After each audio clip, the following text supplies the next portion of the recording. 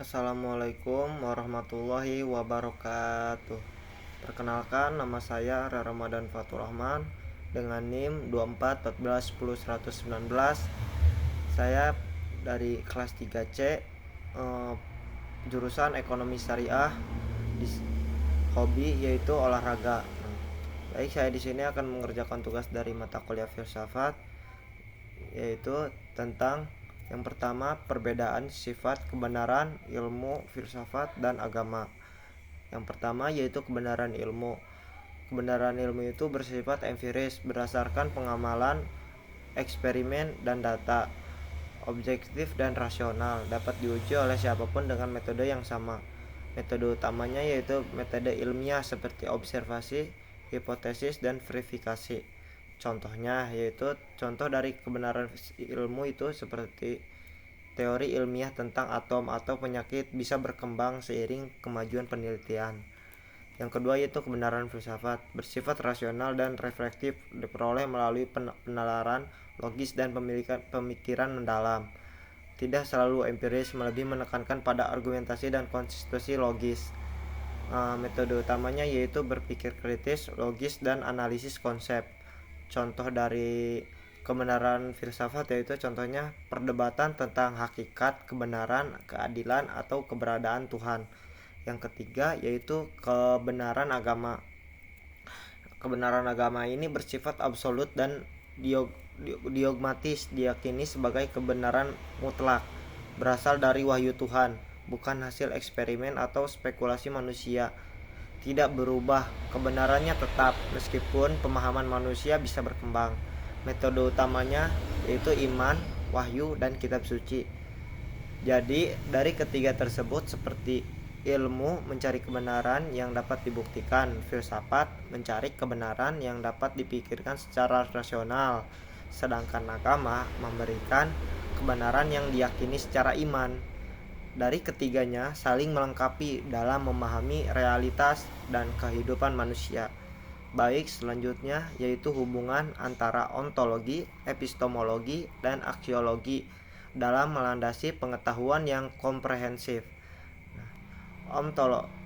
Ontologi, epistemologi, dan aksiologi merupakan tiga pilar utama filsafat yang saling berkaitan dan tidak dapat dipisahkan dalam melandasi pengetahuan yang komprehensif. Hubungan ketiganya dalam pengetahuan komprehensif, yang pertama yaitu seperti ontologi, menentukan objek kajian. Contohnya yaitu menjawab apa yang diketahui. Nah, yang kedua yaitu epistemologi, menentukan metode dan kebenaran. Contohnya yaitu menjawab bagaimana cara mengetahui secara sah. Nah, yang ketiga yaitu aksiologi, menentukan arah dan nilai. Contohnya menjawab untuk apa pengetahuan digunakan. Nah, ketiganya ini membentuk kesatuan yang utuh. Tanpa ontologi, pengetahuan kehilangan objek. Sedangkan tanpa epistemologi, pengetahuan kehilangan dasar kebenaran. Dan tanpa aksiologi, pengetahuan kehilangan makna dan arah moral. Nah, setelah itu saya akan menjawab pertanyaan setelah perkuliahan ini. Apakah Anda melihat filsafat penting bagi pembentukan pola pikir Anda? Jelaskan.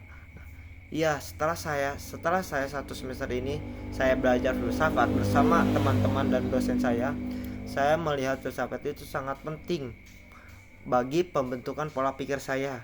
Karena filsafat itu melatih saya untuk berpikir kritis, sistematis, dan reflektif. Saya tidak lagi menerima informasi atau pendapat secara mentah, tetapi terdorong untuk bertanya mengapa, bagaimana, dan apa dasar kebenarannya. Hal ini membantu saya membedakan mana yang benar dan mana yang salah, dan membedakan antara opini, asumsi, dan argumen yang logis. Yang terakhir yaitu apa kesan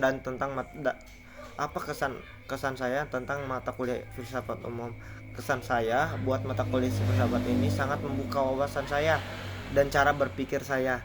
Pada awalnya saya kira filsafat itu sangat susah dipahami dan terkesan abstrak.